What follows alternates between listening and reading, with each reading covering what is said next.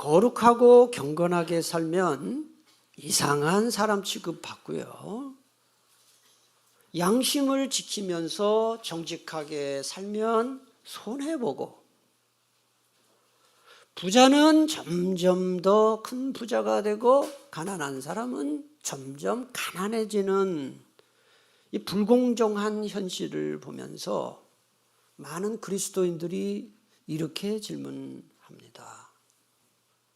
의인은 고통받고 악인은 형통한 이 세상에 하나님이 정말 계시는 건가? 정말 그렇다면 하나님은 왜 침묵하시나? 하나님이 정말 선하시고 전능하신 분이라면 왜 악인들을 벌 주지 않고 가만 놔두시는 걸까? 성경은 이런 질문을 믿음 없는 질문이라고 정죄하거나 억누르지 않습니다. 오히려 구약의 욥기, 시편, 예언서, 신약의 베드로 서신에서는 이 질문을 정면으로 다룹니다. 위 질문에 대한 첫 번째 대답은 이것입니다. 하나님은 전능하신 분이시고 세상의 모든 악은 하나님이 허용하시는 범위 안에서만 일어납니다. 아니, 선하신 하나님이 악을 허용하신다? 이해됩니까? 악이 아예 일어나지 못하게 막아야 되는 거 아닌가요? 선하신 하나님이 악을 허용하신다는 것은 인간의 머리로는 도무지 이해할 수 없는 신비에 속하는 일입니다만 사실입니다. 여러분, 세상 역사와 교회 역사를 보면 그게 증명이 됩니다. 악이 차고 넘칠 때마다 하나님은 재난을 통해서, 우리 몇 년 전에 팬데믹 왔죠? 재난을 통해서 또는 영적 부흥을 통해서 악을 통제하십니다. 더 이상 악이 넘치지 못하도록. 두 번째 대답은 하나님의 공의입니다. 지금 당장은 아니지만 하나님은 악을 반드시 심판하십니다. 물론 최후 심판이라는 것은 종말에 있지만 악인들에 대한 작은 심판은 이미 시작되었습니다. 그게 뭘까요? 악인들의 마음속에 존재하면서 악인들을 괴롭히고 있는 것들이 있습니다. 뭘까요? 수치심, 그 다음에 죄책감, 그리고 막심한 후회, 인간관계 파괴, 양심과 영혼의 붕괴. 여러분, 죄를 짓고도 떵떵거리며 사는 사람들을 겉으로 볼 땐 행복해 보이지요? 행복하지 않습니다. 그 내면에는 고통이 있는 겁니다. 그게 심판입니다, 이미. 세 번째 대답은 하나님의 사랑입니다. 하나님은 경건한 자들에게 고난을 면제해 주시거나 제거해 주시는 방식이 아니라 고난을 통해서 신앙과 인격을 연단시키는 방식으로 경건한 자들을 인도하시는 것입니다. 그러므로 우리는 다음과 같이 질문을 바꾸어야 합니다. 왜 예수 믿고 하나님을 믿는 나에게 이런 고난이 오는가라는 질문을 이렇게 바꿔야 합니다. 하나님은 이 고난을 통해서 나를 어떻게 훈련시키고 성숙시키시는가, 이렇게 바꿔야 됩니다. 오늘 제가 말씀을 준비하면서 우리 교우님들의 형편을 찬찬히 살펴보았습니다. 문제 없는 가정 없고 고민 없는 가정이 한 가정도 없고요. 심지어는 설교하는 제 자신도 고통이 있습니다. 그 그러면 예수 믿는 나에게, 우리 가정에 왜 고난이 있는가? 이 질문은 굉장히 비성경적인 질문입니다. 하나님이 이 고난을 통해서 좋은 길로 인도해 주실 줄 믿습니다. 이게 좋은 고백입니다. 베드로후서는 초대교회 안에 들어와서 교우들을 미혹시킨 거짓 교사들의 문제를 다루고 있습니다. 하나님의 은혜를 외면하고 도덕적 타락을 정당화하며 주님의 재림을 부인했던 자들입니다. 진실이 무엇인지를 알면서도 이들은 거부한 것이죠. 그 모습을 보면서 그리스도인들이 혼란에 빠진 거예요. 그러자 사도 베드로가 세 가지 큰 심판을 언급하면서 하나님의 주권을 말했어요. 범죄한 천사들의 심판, 노아 홍수의 심판, 소돔과 고모라 성의 유황불 심판을 이야기하면서 하나님이 다 지켜보고 계신다. 절대로 의인들은 낙심하지 말고 악인들은 기고만장하지 마라. 하나님의 주권을 설명한 것이죠. 오늘 9절을 다시 한번 제가 상반절을 봉독합니다. 주께서 경건한 자는 시험에서 건지실 줄 아시고, 여기 경건한 자라는 것은 단순히 도덕적으로 착한 사람을 말하는 것이 아니라 하나님이 살아계심을 인정하고 하나님 앞에서 살아가는 자, 죄악에서 떠난 자를 가리킵니다. 어떤 사람이 경건한 사람이라고요? 하나님이 살아계심을 인정하고 하나님 어디서 산다고요? 앞에서 살고 죄에서 어떻게 했다고요? 떠난 자, 이 경건한 자입니다. 또 시험이라는 것은 죄의 유혹뿐만 아니라 악한 세상에서 그리스도인의 마음을 뒤흔드는 모든 고난을 의미합니다. 지난 시간에 살펴본 대로 그 당시 많은 사람들이 죄의 유혹에 빠져 타락하고 방탕한 삶을 사는 것 때문에 의인 노아와 롯은 굉장히 고통을 받았어요. 여러분 이렇게 생각하면 돼요. 다시 대부분 직장 생활을 하시잖아요. 직장에 갔는데 정말 신앙대로 사는 사람은 극소수예요. 심지어는 교회 다니는 분들 중에도 안 다니는 척하는 사람들이 많아요. 그런 분위기 속에서 신앙을 지킨다는 거 이게 쉽지 않습니다. 이 노아와 롯이 그랬습니다.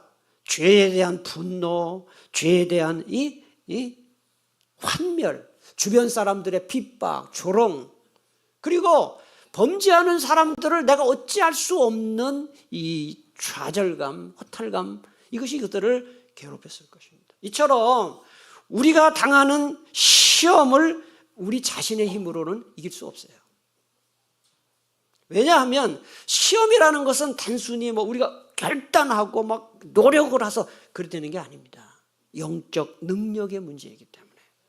그러므로 그리스도인들이 시험을 당할 때 가장 먼저 해야 할 일은 시험에 빠지지 않도록, 시험을 이기도록 뭘 해야 됩니까? 기도해야 되는 것입니다. 아멘이십니까? 시험에 들지 않도록, 시험을 이기도록 기도해야 됩니다.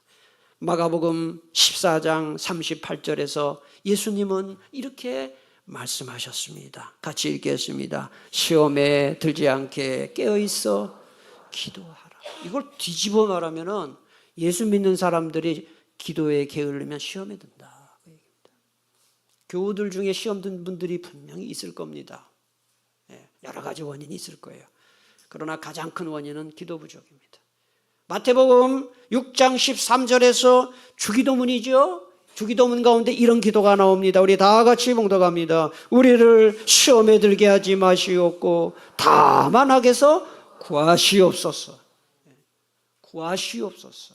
여기 건진다.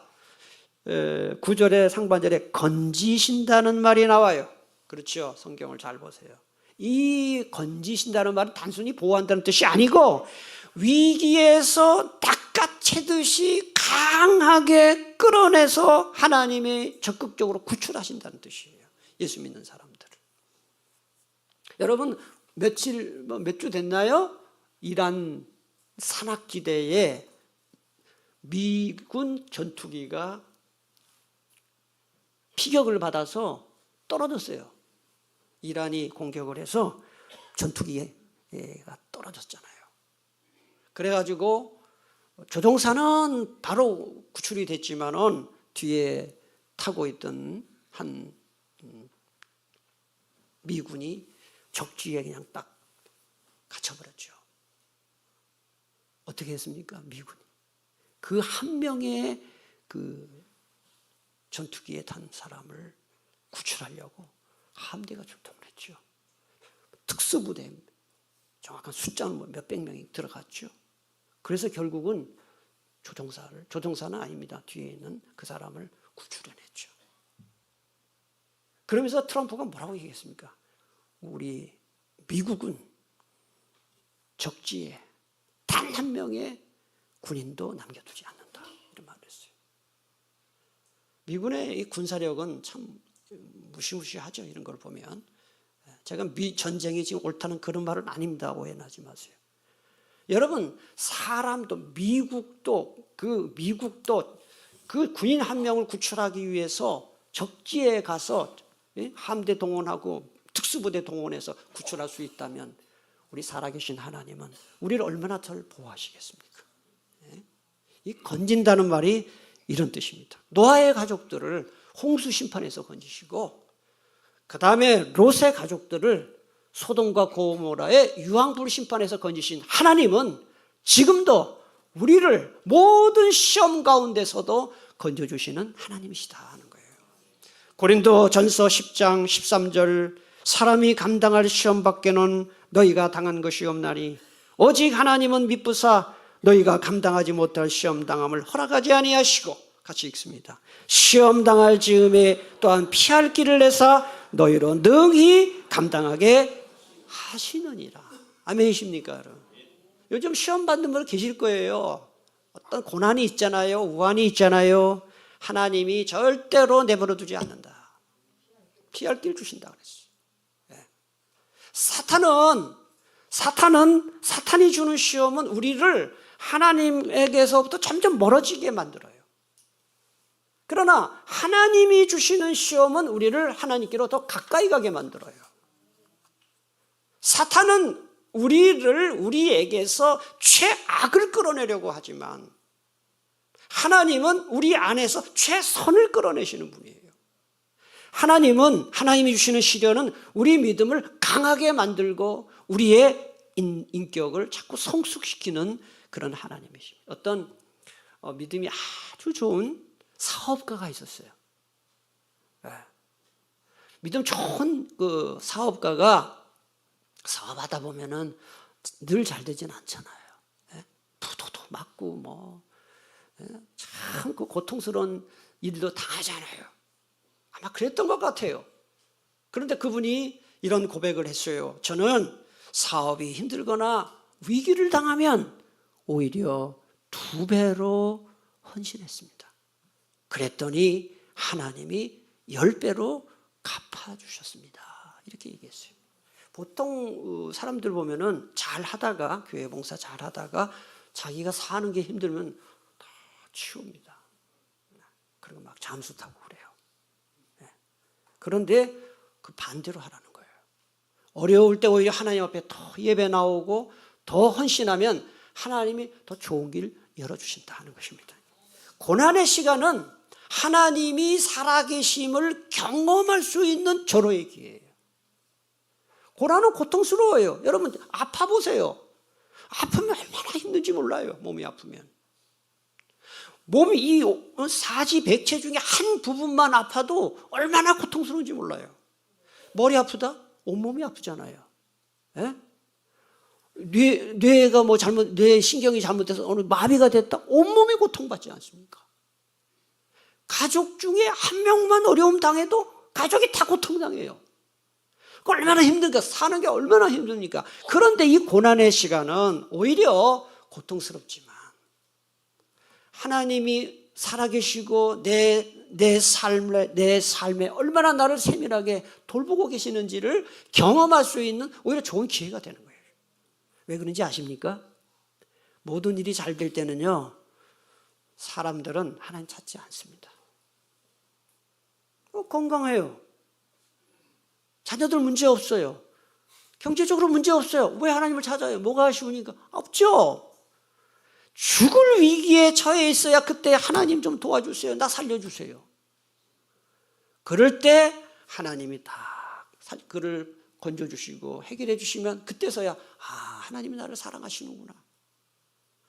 여러분 요즘 고난의 때를 지나고 있는 분이 혹시 계십니까? 이 고난 때문에 더 믿음이 떨어지는 것이 아니라 오히려 이 고난 때문에 살아계신 하나님을 경험하는 기회가 될 수 있기를 축복합니다. 9절 하반절에 보니까 이런 말씀이 나옵니다. 불의한 자는 형벌 아래 두어 심판날까지 지키시며, 여기 불의한 자라는 것은 하나님의 법을 무시하고 거부하는 자들을 가리킵니다. 이 베드로후서가 기록된 당시에는 거짓 교사들과 그들에게 미혹된 자들을 말합니다. 그들은 진리를 알았어요. 그러나 거부했어요. 의도적으로 하나님을 대적하는 자들이었어요. 그들이 어떻게 됐습니까? 형벌 아래에 두어 심판날까지 지키시며 라고 했어요. 여기 지킨다는 말은 감옥에 가두어서 놓는다는 뜻이에요. 지킨다는 건 가두한다는 게 아니고 감옥에 가둔다는 이런 뜻입니다. 사람들이 마음이 얼마나 조급한지, 특히 예수 믿는 사람들 마음이 얼마나 조급한지, 지금 당장 악이 사라지고 악인들이 벌받기를 원해요. 근데 하나님은 안 그래요.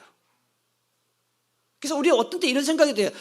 하나님이 너무 지체하시는 것이 아닌가.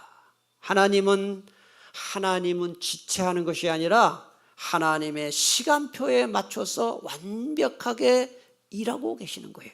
세상 바라보면 악이 이기는 것 같고 하나님이 침묵하시는 것 같지만 그렇지 않습니다.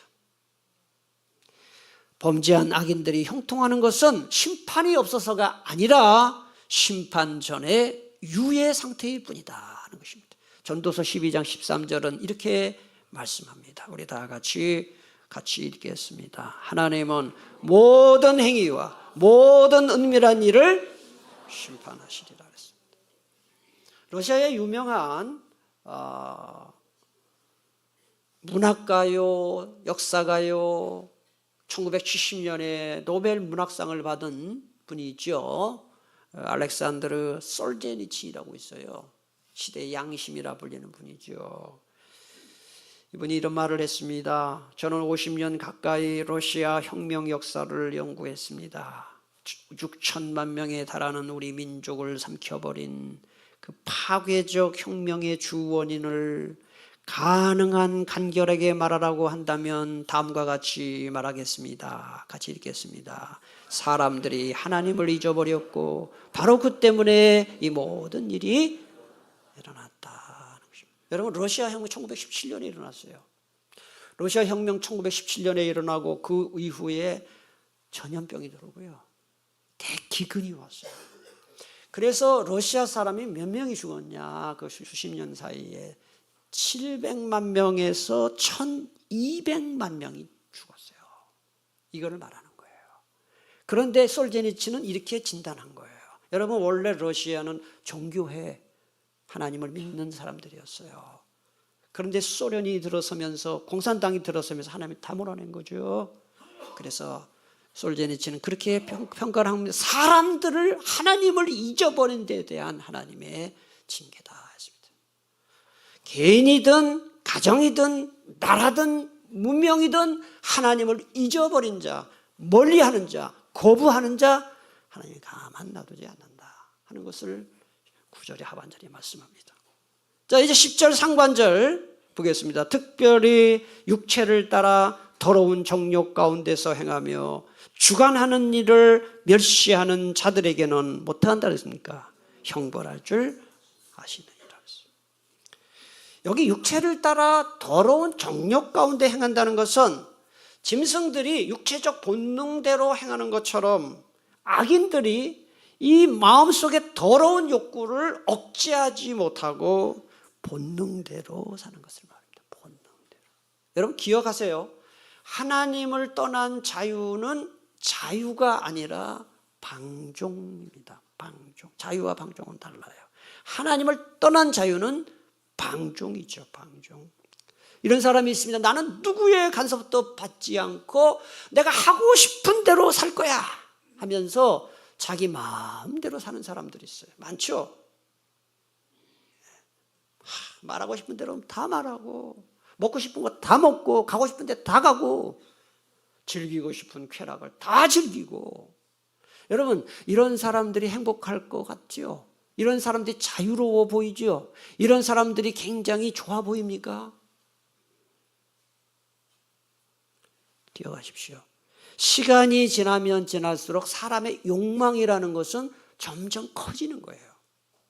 그리고 절제력은 떨어지는 것이고 쾌락도 줄어드는 거예요. 그래서 점점 더 큰 욕망을 추구하는, 마약하는 사람들 말을 들어보면은 맨 처음에 마약을 요만큼만 하면은 세상 말로 뿅 간대요. 그냥 천국이래요, 그게.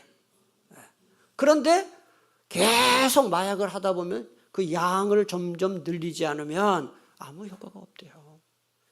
그래도 결국은 마약에 중독이 되는 거예요. 마약을 하지 않으면 금단 현상이 오는 거예요. 온몸이 떨리고 삶의 의욕을 잃어버리고. 예? 이게 뭘 말합니까? 욕망의 노예와 포로가 된다는 거예요. 그래서 요한복음 8장 34절에 보면 이런 말이 나옵니다. 죄를 범하는 자마다 뭐라 그랬습니까? 죄 노예다. 종노예라는 뜻이.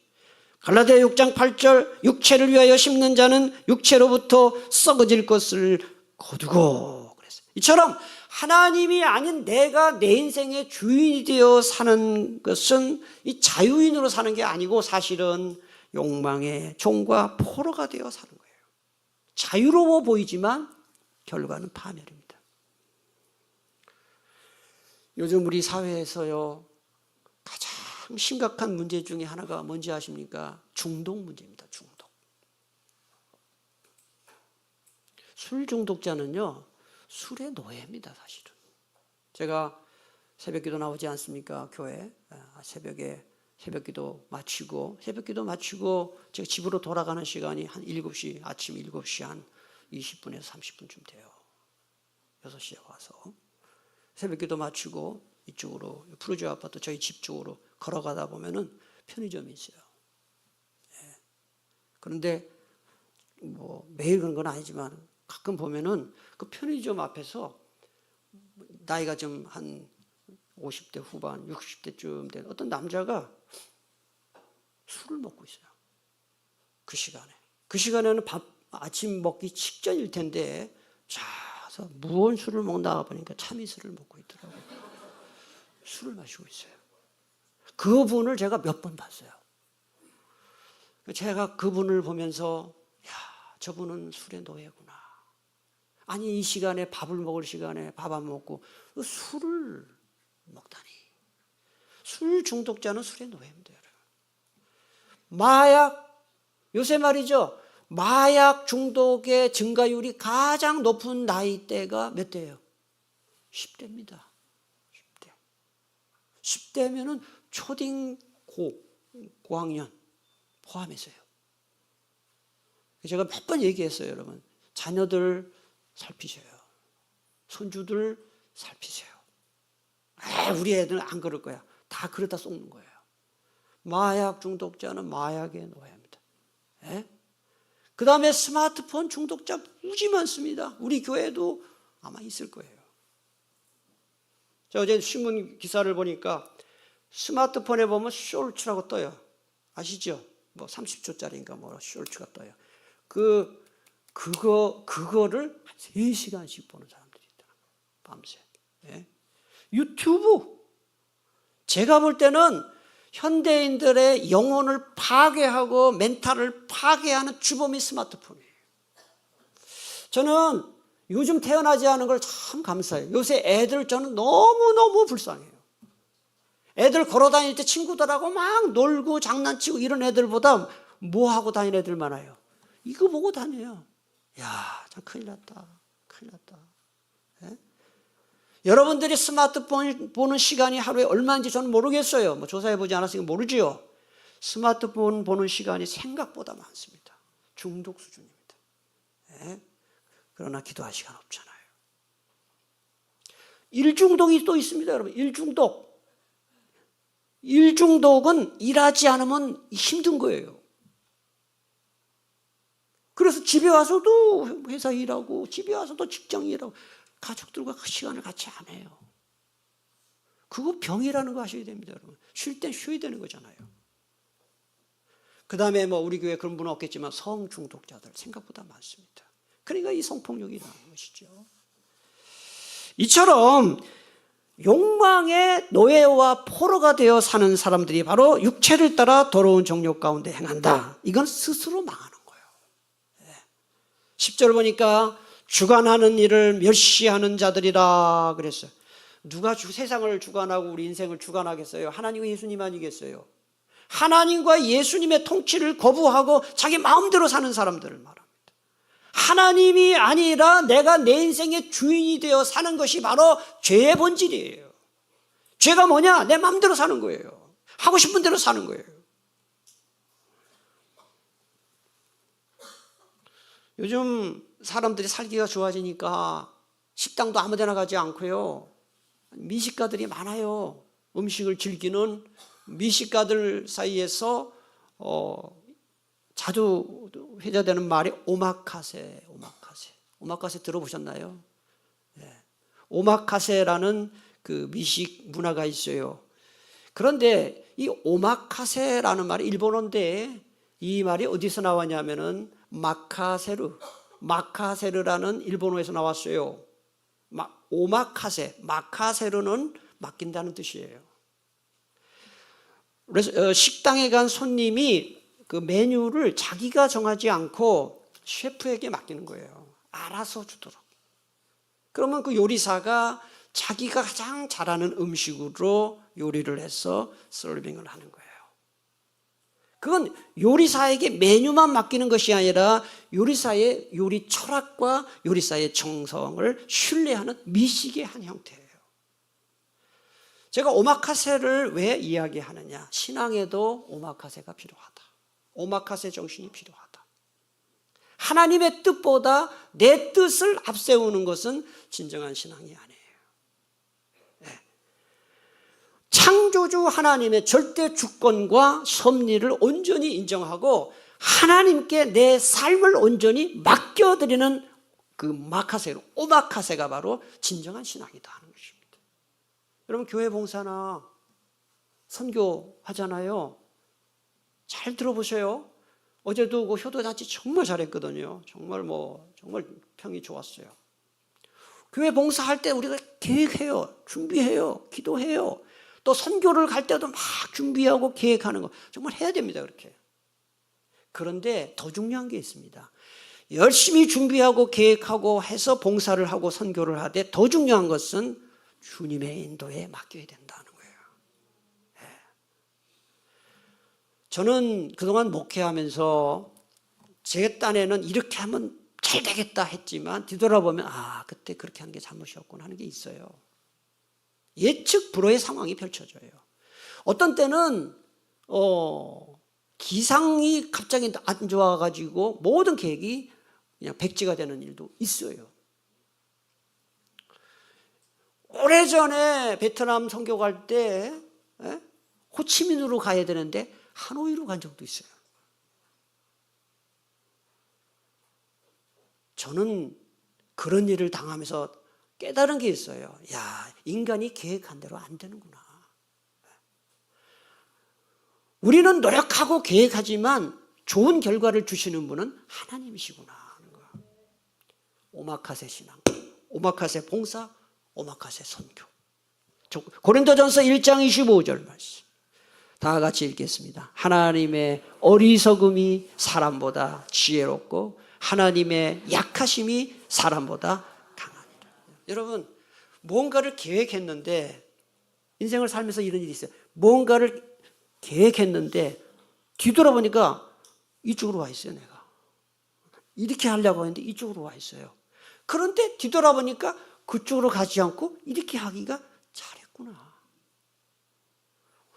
믿지 않는 사람들은 그걸 우연이다라고 생각해요. 운이 좋았다고 얘기해요. 그러나 우리는 그렇게 얘기하지 않습니다. 하나님이 도와주신 거예요. 내가 원하는 대로 했으면 더 안 좋을 뻔했는데 하나님이 그걸 틀어버린 거예요. 우리의 삶에서 우연이 없습니다. 여러분들이 무슨 것을 계획하든지 뭐 꿈꾸고 있든지 하나님이 인도하시는 것이 가장 좋은 길이다 하는 거예요. 말씀 뵙겠습니다. 악인은 형통하는 반면에 의인은 고통당하는 현실, 우리 머리로 이해할 수 없습니다. 신비입니다. 악이 만연하고 악인이 형통하는 것은 하나님이 안 계셔서 그런 게 아니라 우리가 알지 못하는 하나님의 섭리, 허용 아래 벌어지고 있는 일이라는 거. 의인에게 상급 주고 악인을 심판하시는 하나님의 공의는 늦춰지고 있을 뿐 사라지지 않습니다. 하나님 왜 침묵하십니까? 이런 질문 앞에서 우리는 이렇게 고백해야 합니다. 하나님은 침묵하시는 것이 아니라 우리가 알지 못하는 더 깊은 방식으로 일하고 계신다. 우리 앞에 두 길이 있습니다. 잘 들으십시오. 하나님을 경외하며 사는 길과 내 욕망을 따라 사는 길이 있습니다. 어떤 길 걷겠습니까, 여러분? 하나님을 경외하며 사는 길과 내 욕망을 따라 사는 길 선택해야 됩니다. 우리가 신앙생활을 하다가 낙심이 될 때가 있습니다. 상황 보지 말고 하나님을 바라보십시오. 감정에 따라 살지 말고 말씀을 붙들고 사십시오. 경건한 자를 건지시고 악인을 심판하시는 하나님을 신뢰하십시오. 이 세상은 혼란한 시대입니다. 지금 세상이 돌아가는 거 보세요. 기준이 없어요. 약육강식이에요. 하나님은 어제나 오늘이나 내일이나 영원토록 변함없는 하나님이므로 하나님과 하나님의 말씀만이 우리의 기준임을 믿으시기를 바랍니다. 네. 자, 이번 주 묵상 실천사항 보겠습니다. 자, 시간이 없기 때문에 실천사항만 보겠습니다. 실천사항. 주보에 나옵니다. 화면도 나옵니다. 실천사항만 읽겠습니다. 1번, 내 계획과 고집을 내려놓고 주님 뜻대로 하옵소서라고 기도하며 하루를 시작하자. 2번, 유혹과 시련이 올 때 즉시 기도의 자리로 나아가자. 3번, 혼란스러운 세상의 가치관이나 내 감정에 휘둘리지 말고 성경 말씀을 기준으로 삼자. 기도합니다. 하나님 감사합니다. 오늘 주신 말씀대로 세상에서 벌어지고 있는 일들 중에 이해되는 것보다 이해되지 않는 게 훨씬 많습니다. 낙심하지 말고 하나님의 섭리에 맡기고 우리의 삶을 전적으로 하나님 앞에 맡기며 사는 믿음을 갖게 해 주시옵소서. 예수님의 이름으로 기도하옵나이다. 아멘. 일어나서